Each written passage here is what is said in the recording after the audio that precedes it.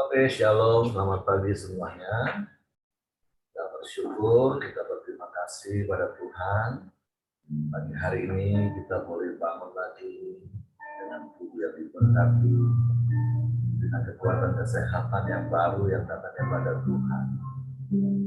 Kita bersyukur kita boleh mengawali hari yang baru ini bersama-sama kita menghampiri tahta kasih karunia Tuhan. Bersama-sama kita menaikkan pujian, penyembahan, dan syukur kita kepada Tuhan.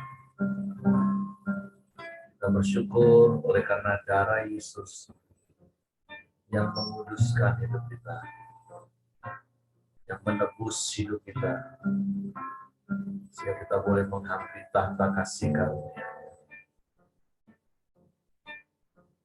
Bapa, kami bersyukur, kami berterima kasih kepadamu pagi hari. Terima kasih buat pemeliharaan yang kau nyatakan dalam hidup kami. Buat kasih setiamu yang selalu baru, setiap hari kau nyatakan dalam hidup kami. Kami bersyukur karena kau menebus hidup kami. Karena engkau memulihkan kami. Dan kau layakkan kami menghampiri tahta kasih karunia-Mu,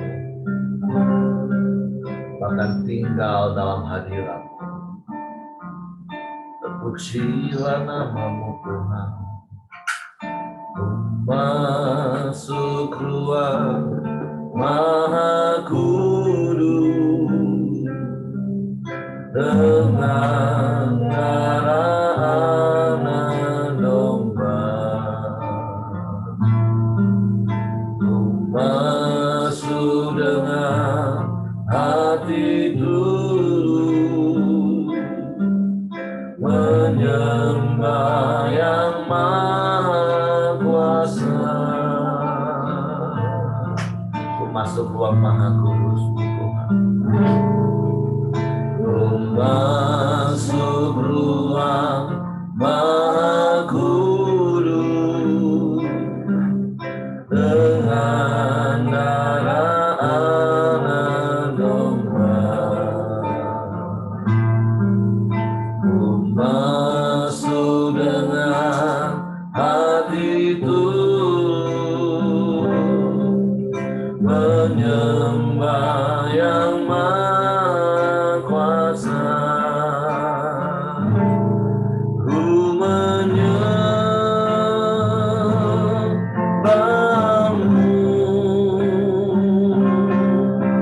ku sembah-Mu,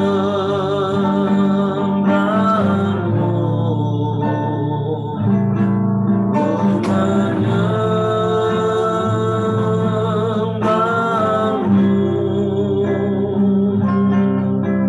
ku sembah-Mu,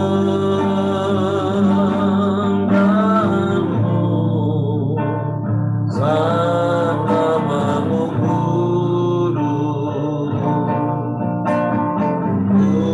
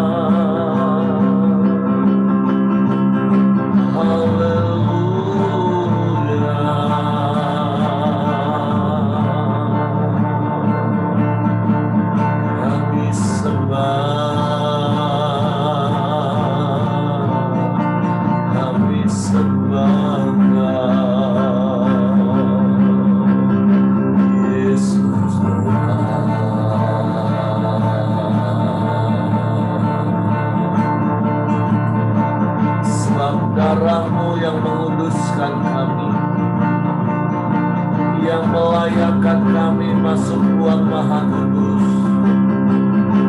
Hadirat-Mu Tuhan, hadirat-Mu sungguh indah. Dalam hadirat-Mu kami tenang, kami damai.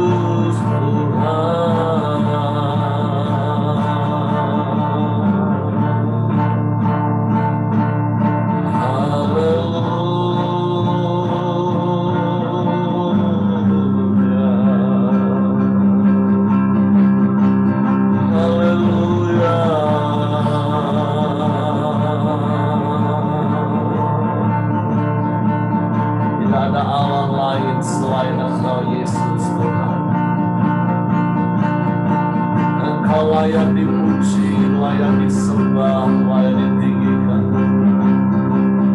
Sebab perbuatan-Mu ajaib, sebab perbuatan-Mu besar.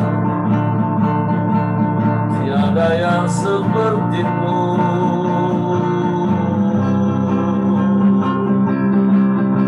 tiada yang lain,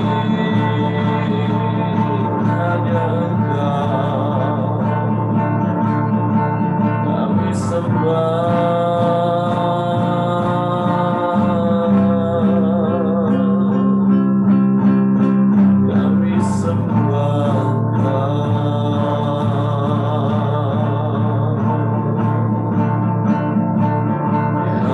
kami tinggikan nama-Mu, kami puji Engkau selamanya.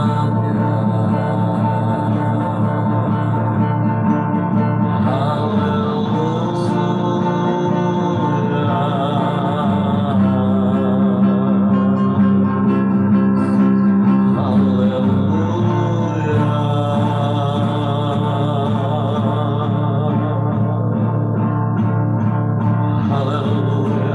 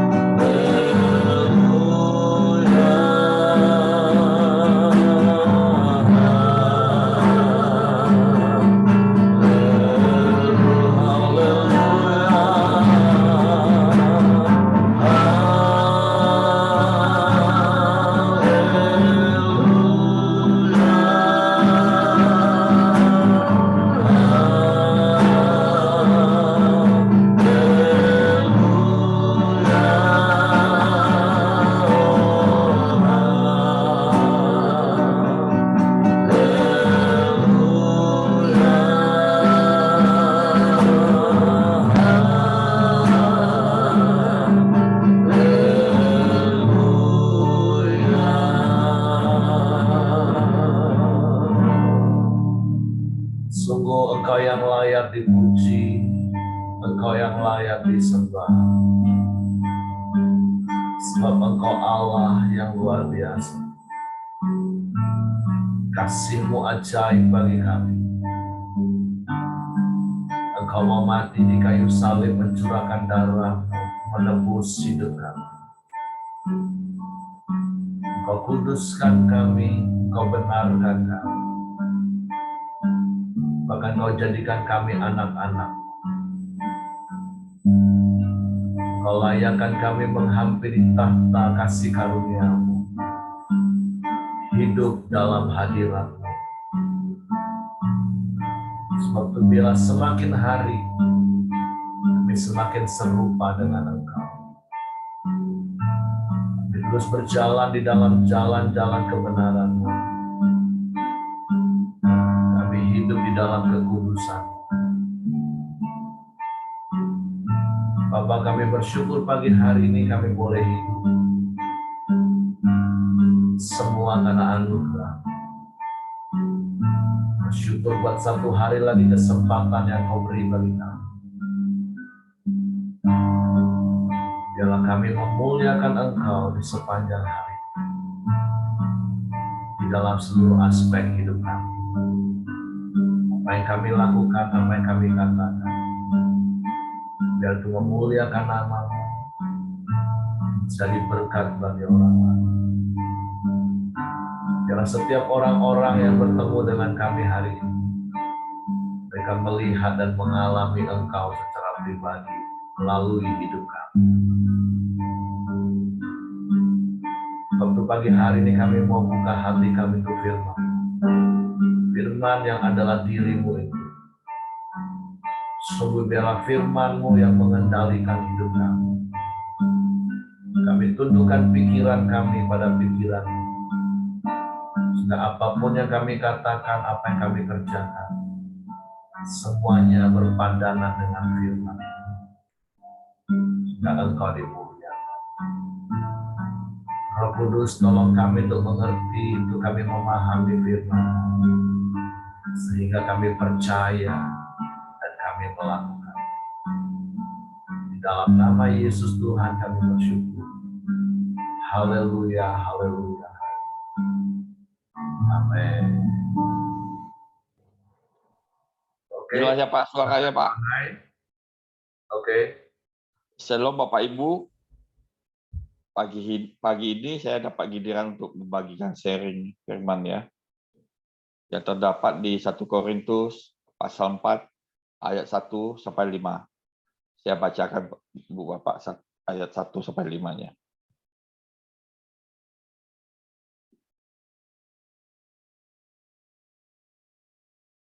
Tuhan adalah satu-satunya hakim. Demikian hendaknya orang memandang kami sebagai hamba-hamba Kristus yang kepadanya dipercayakan rahasia Allah, yang akhirnya dituntut dari pelayan-pelayan yang demikian ialah bahwa mereka ternyata dapat dipercaya. Bagiku sedikit sekali artinya, entahkah aku dihakimi oleh kamu atau oleh suatu pengadilan manusia. Malahan diriku sendiri pun tidak kuhakimin. Sebab memang aku tidak sadar akan sesuatu, tetapi bukan karena itulah aku dibenarkan.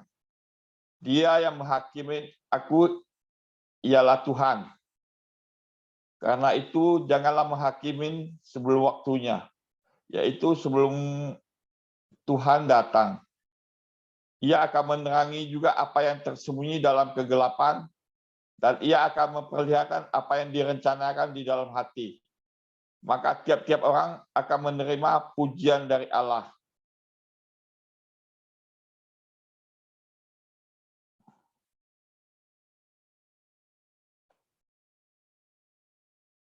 Dalam rekod ini yang saya dapat, Tuhan adalah satu-satunya hakim. Artinya gini Bapak Ibu, sebelum saya mengenal Tuhan, saya sebenarnya orang yang suka menghakimin dia. Saya selalu mempojok orang sampai orang tuh nggak tahu nggak ada kesempatan untuk ngomong. Tapi setelah saya bertobat, mengenal Tuhan, belajar setiap hari, membaca, mendengar firman Tuhan, lama-lama saya terbentuk juga di pola pikir saya, di mindset saya, ternyata hidup ini kita nggak boleh menghakimi. Karena sesungguhnya penghakiman itu satu-satunya datangnya dari Tuhan. Jadi setelah saya tahu kebenaran ini, saya udah mulai merubah hidup saya, mindset saya semua saya rubah, dan sampai saat ini saya sampai nggak berani menghakimin, karena penghakiminnya memang satu-satunya dari Tuhan. Karena kita semua manusia kan nggak luput dari salah ya. Tapi kesalahan kita kan bukan berarti kita sebagai anak-anak Tuhan mesti menjudge kesalahan mereka, mesti ngomongin, menghakimin. Tapi dalam menghakimi kita juga sering, kadang-kadang kita mau menegur, tapi menegur ini juga kadang-kadang kita mau kasih hal-hal yang baik ke teman-teman. Kadang-kadang untuk membedakan menegur dan menghakimi juga kadang agak bingung juga ya. Kadang-kadang kita mau menyampaikan yang baik, tapi kadang-kadang diterima oleh teman-teman, oleh kawan-kawan komsel, itu kadang-kadang seolah-olah kita menghakimi. Jadi perkataan kita memang mesti lebih hati-hati dalam hal menegur atau menasihatin. Kadang-kadang selalu ditangkap menghakimin gitu kan. Tapi ya kalau saya sendiri sih udah mau respon secara benar aja. Setiap orang mengomong saya apa, saya responnya maunya saya positif aja. Karena saya udah tahu kebenaran hidup saya tuh seperti apa yang mesti saya lakukan. Karena semakin hari kita semakin belajar tentang firman Tuhan, ternyata kehidupan kehidupan kita ini sebenarnya diubahkan juga.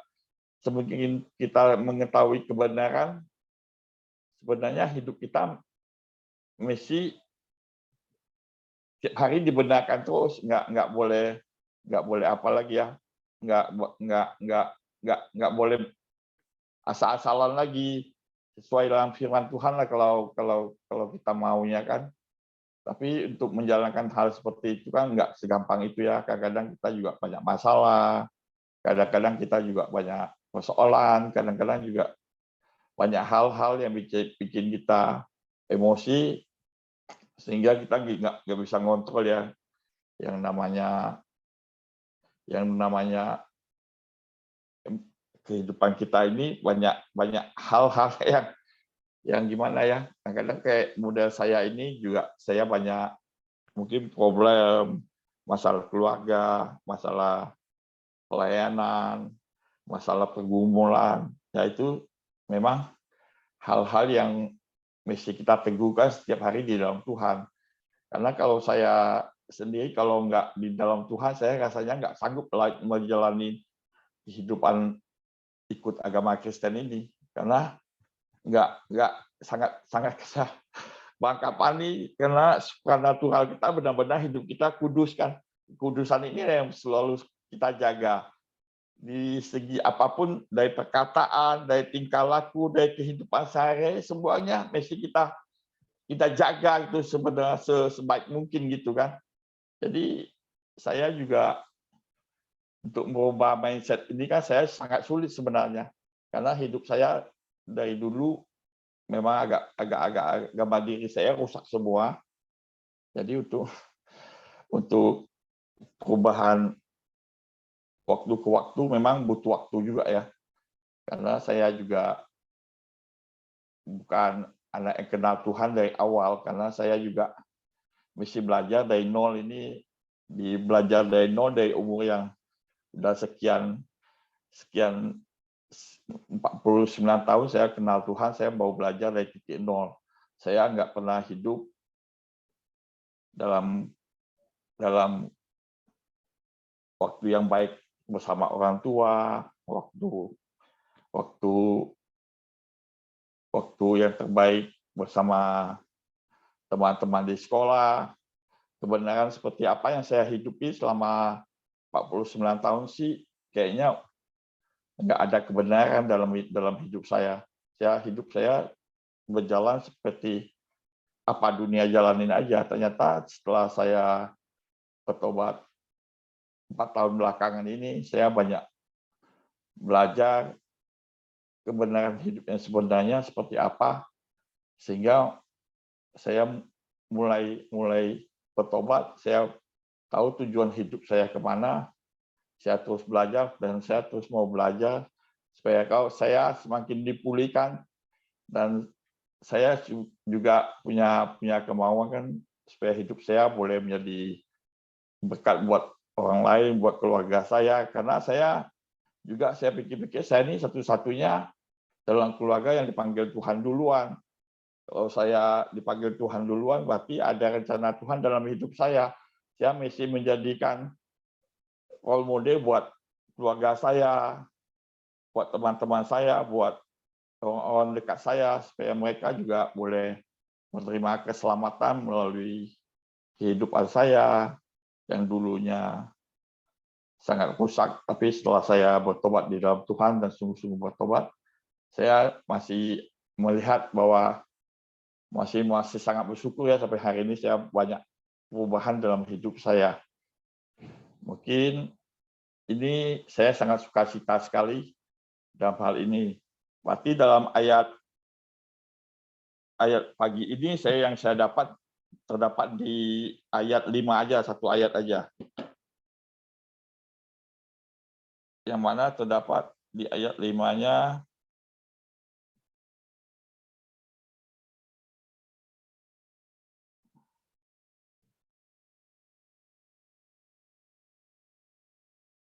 karena itu janganlah menghakimi sebelum waktunya, yaitu sebelum Tuhan datang. Ia akan menerangi juga apa yang tersembunyi dalam kegelapan, dan ia akan memperlihatkan apa yang direncanakan di dalam hati. Maka tiap-tiap orang akan menerima pujian dari Allah. Jadi yang saya dapat dalam ayat 5 ini, sebenarnya penghakiman yang paling tinggi itu adalah Tuhan ya. Kita sebagai anak-anak Tuhan tidak berhak untuk menghakimi siapa saja. Tapi kalau untuk menasihati, menegur, itu saya rasa kita sebagai orang yang imannya lebih dewasa, itu sangat baik dan sangat wajar sekali, supaya kadang-kadang kita juga bisa salah, bisa terlena, tapi dengan adanya ditegur, dinasihati, kita mungkin bisa berbalik ke jalan yang benar. Setelah saya lihat penghakim ini yaitu sebelum Tuhan datang.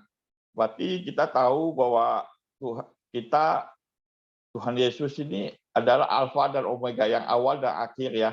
Berarti waktu dia datang kedua, dia sebagai raja dan sebagai hakim.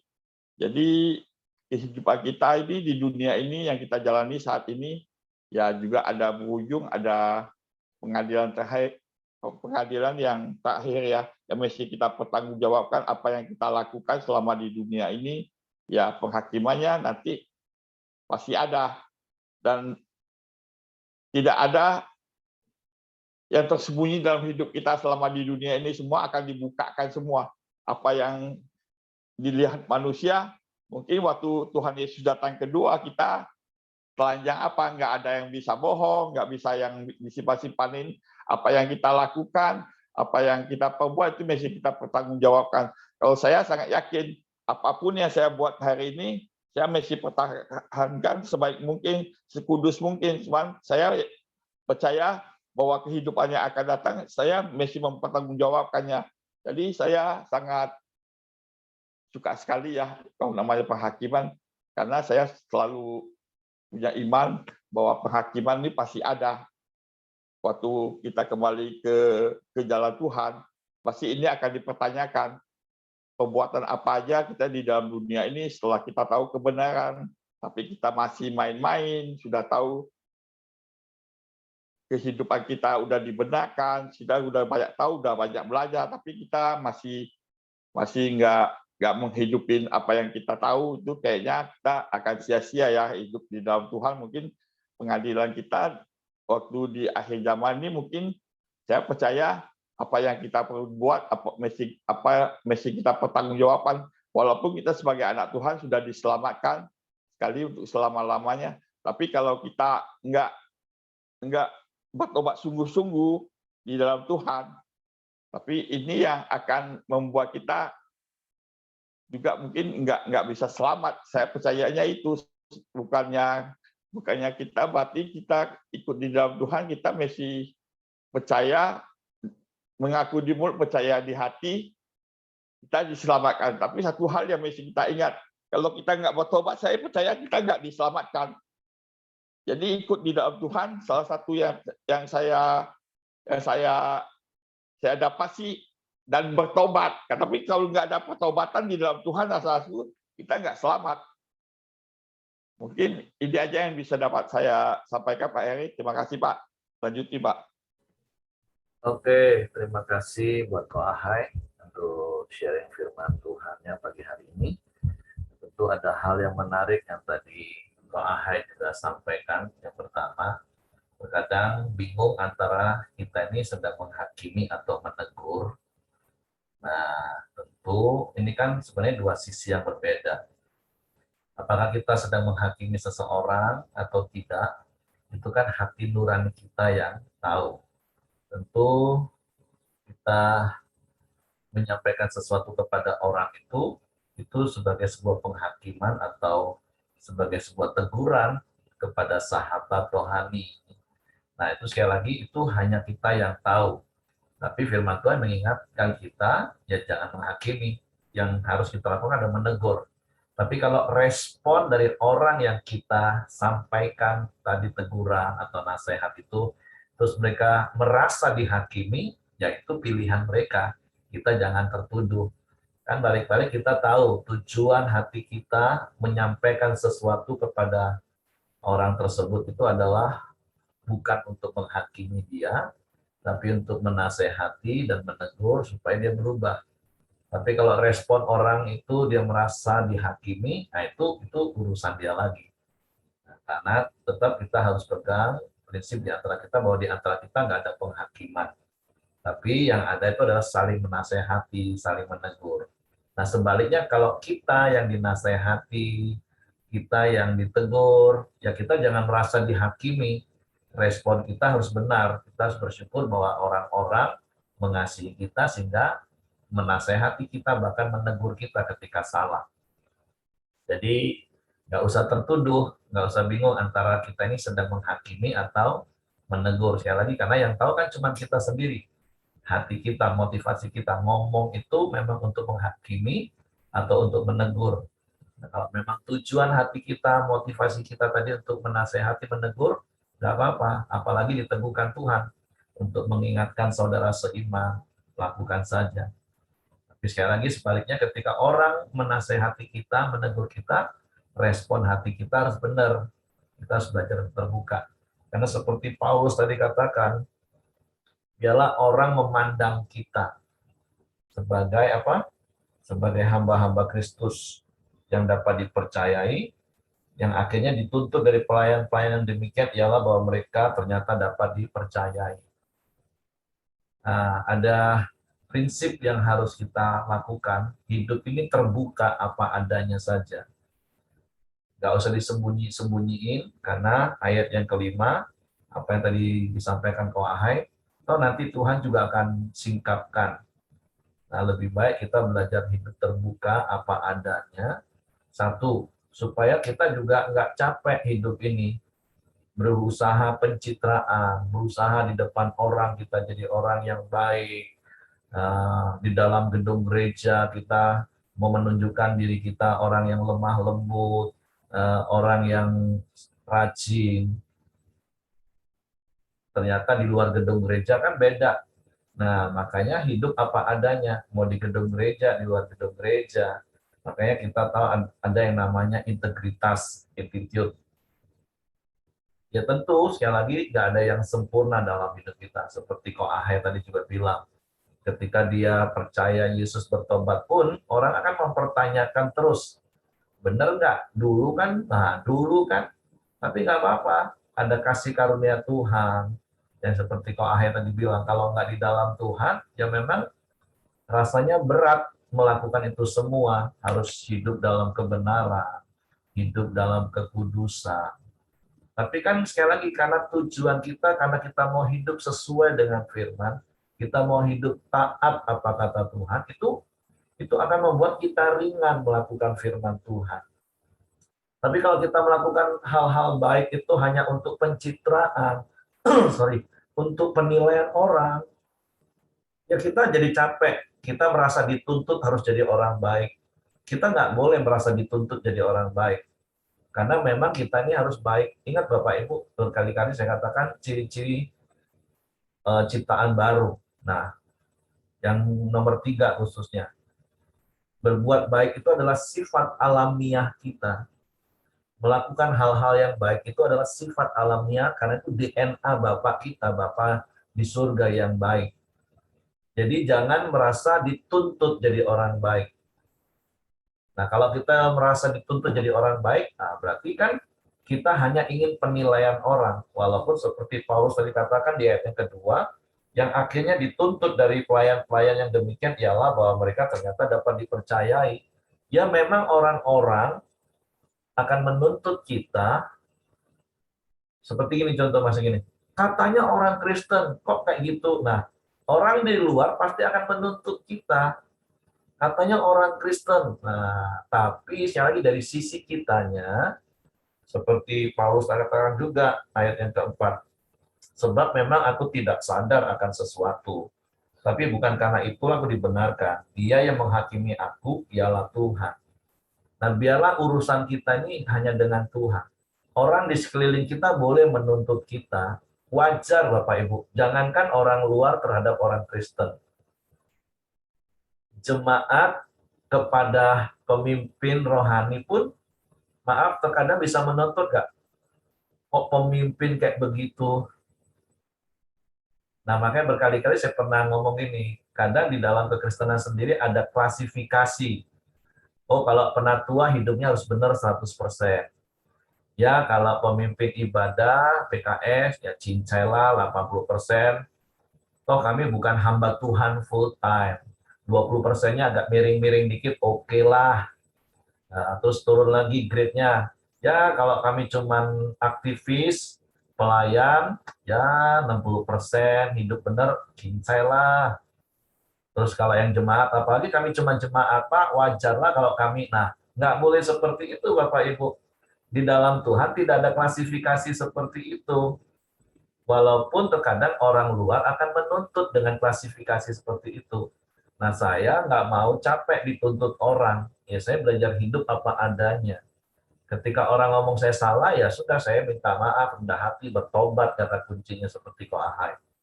Jadi saya nggak berusaha membentengi diri saya, pakai topeng, wah sebagai penatua, sebagai pemimpin saya harus benar-benar, wah hidup baik, kudus, benar. Kalau dari sisi saya bersikap seperti itu, capek hidup saya. Nah, tapi ketika saya tahu memang saya mau belajar rendah hati, lemah lembut, taat pada firman Tuhan, saya lakukan apa yang Tuhan katakan, udah enteng hidup saya. Walaupun orang tetap akan bisa menilai dan menuntut, yaitu hak orang kan. Makanya seperti saya katakan tadi, ketika orang bahkan mungkin menghakimi kita, tergantung respon kita. Nggak usah merasa terhakimi. Kalau memang apa yang dikatakan orang itu ternyata betul, memang kita masih kurang tepat melakukan sesuatu, yang bertobat, berubah, minta maaf. Karena sekali lagi hidup ini kan bukan hanya pencitraan, sehingga sampai pada akhirnya biarlah hidup kita ini mendapat pujian dari Tuhan. Karena Tuhan memang melihat dan menilai hidup kita, hidup sesuai dengan firman. Jadi pagi hari ini seperti apa yang Paulus katakan, sekali lagi, saya nggak tahu apakah Bapak Ibu juga pernah mengalami dituntut oleh orang. Katanya orang Kristen, apalagi orang tahu kita ini pemimpin di gereja, pelayan. Katanya pelayan Tuhan, tapi ya itulah dunia Bapak Ibu. Tapi dari sisi kita ya jangan tertuduh, jangan terintimidasi. Dan saya kasih tahu sekali lagi, hal itu akan dapat kita alami kalau memang kita mau hidup apa adanya. hidup mau taat apa kata Tuhan. Artinya kita bukan karena tuntutan profesi kita, bukan tuntutan status kita, kita berusaha jadi orang baik, bukan. Tapi karena memang firman Tuhan mengatakan hal itu, kita mau lakukan. Sehingga fokus kita, pertanggungjawaban kita itu hanya kepada Tuhan. Makanya judul perikopnya kan jelas, Tuhan adalah satu-satunya hakim. Jadi benar salahnya kita, biarlah apa kata Tuhan, apa kata firman Tuhan, bukan apa kata orang.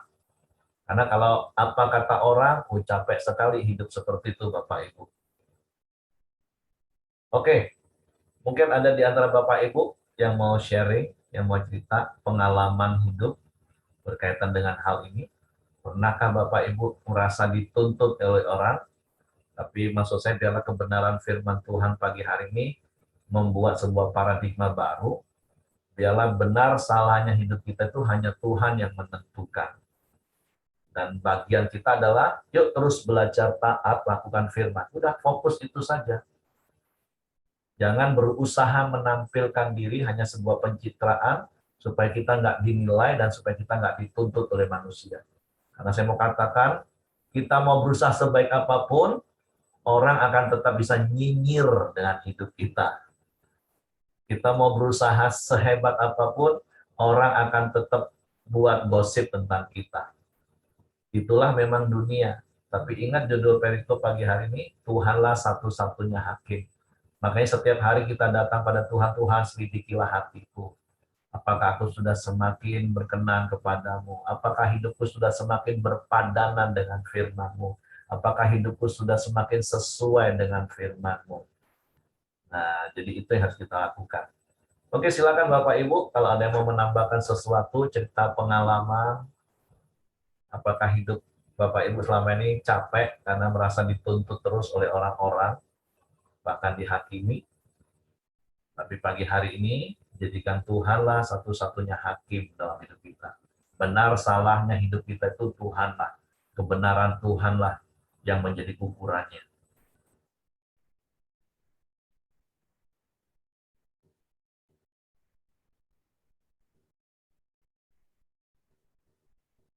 Ada yang mau menambahkan? Jadi seperti prinsip yang berkali-kali juga saya katakan ini, satu-satunya ukuran benar salah saya itu firman Tuhan. Kalau saya melakukan satu hal nih contoh, terus ada sekelompok orang mengatakan, Pak Heri salah, nggak boleh kayak gitu. Ya saya pengen cuma ngomong minta maaf ya saya salah ya, saya akan perbaiki. Tapi untuk hal yang sama yang saya lakukan, kelompok yang lain akan ngomong, enggak lah, Pak Heri benar kok, apa yang Bapak lakukan tuh benar kok. Nggak usah dengar omongan mereka Pak. Nah saya juga nggak boleh sombong. Saya paling cuma ngomong terima kasih. Karena sekali lagi, ukuran salah benar saya bukan apa kata orang. Ukuran benar salah saya apa kata firman. Tapi sekali lagi, ketika orang mengatakan saya salah, saya nggak boleh merasa terhakimi. Saya rendah hati minta maaf. Ketika orang ngomong saya benar, saya nggak boleh sombong.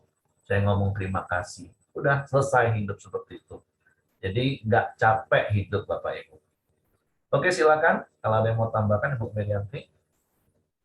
Yang terakhir itu, yang Pak Heri katakan, kita harus rendah hati, ukuran kebenaran kita itu firman Tuhan. Ya, nggak ada orang yang benar semuanya, nggak ada. Itu yang saya tangkap Pak. Terima kasih Puji Tuhan. Oke, terima kasih. Yang lain ada mau sampaikan lagi sesuatu? Kalau tidak ada, saya serahkan kepada Bapak Hengki. Oke, mari kita masuk dalam doa kita di pagi hari ini.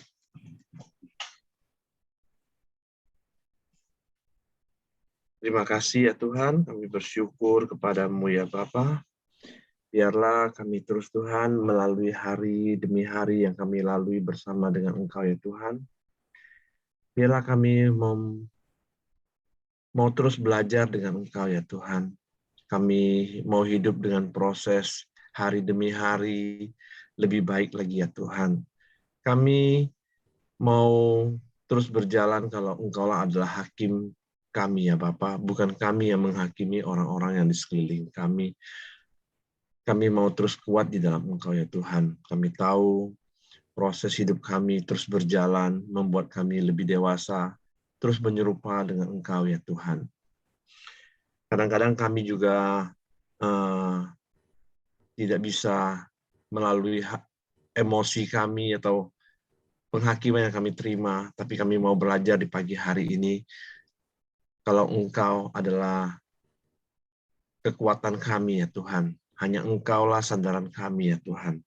Terima kasih, di pagi hari ini kami terus berdoa buat Ibu Didi ya Tuhan, yang sudah dirujuk ke Padang, biarlah operasi batu empedu dan batu ginjalnya Tuhan boleh berjalan dengan baik ya Tuhan. Biarlah Ibu Didi boleh mengalami pemulihan dan kesembuhan yang terbaik ya Bapa. Dan di pagi hari ini juga kami berdoa buat Pak Siregar ya Tuhan, yang dimana menunggu keputusan dokter jantung vaskuler Tuhan hari Kamis besok akan diberitahu apa bisa dilakukan tindakan non-invasif untuk tindakan terhadap penyakit Pak Siregar ya Tuhan. Biarlah Tuhan terus memberikan kesehatan, kekuatan yang terbaik kepada Pak Siregar ya Tuhan. Setiap sakit penyakit Pak Siregar Tuhan, biarlah oleh dengan bilur-bilur-Mu Tuhan, Engkau memberikan kuasa kesembuhan ya Bapa. Biarlah setiap organ-organ tubuhnya Tuhan boleh dipulihkan, boleh disembuhkan di dalam nama Tuhan Yesus ya Bapa. Dan juga Tuhan berkati Ibu Miryanti sebagai pasangan yang selalu merawat dan mendampingin. Tuhan terus memberikan kesehatan, kekuatan terbaik ya Bapa. Terima kasih, kami serahkan Pak Siregar ke bawah tangan kuasa-Mu. Dan kami terus berdoa buat bangsa dan negara kami Indonesia. Tuhan berkati bangsa kami Indonesia ya Tuhan. Tuhan terus pulihkan perekonomian bangsa ini Tuhan. Tuhan memberikan keamanan atas bangsa ini ya Bapa. Tuhan berkati pemerintahan kami ya Tuhan. Terima kasih, kami serahkan bangsa kami Indonesia ke bawah tangan kuasa-Mu. Dari ujung Sumatera sampai ke ujung Papua Tuhan, biarlah bangsa kami terus bersatu ya Tuhan. Terima kasih ya Tuhan. Mari kita masuk dalam doa Bapa kami. Bapa kami yang di surga, dikuduskanlah nama-Mu, datanglah kerajaan-Mu, jadilah kehendak-Mu di bumi seperti di surga. Berikanlah kami pada hari ini makanan kami yang secukupnya, dan ampuni kami akan kesalahan kami, seperti kami juga mengampuni orang yang bersalah kepada kami. Dan janganlah membawa kami ke dalam pencobaan, tetapi lepaskanlah kami daripada yang jahat. Karena Engkau-lah yang punya kerajaan, dan kuasa, dan kemuliaan, sampai selama-lamanya. Amin. Ibu Dr. Miryanti bisa tutup dalam doa, Ibu.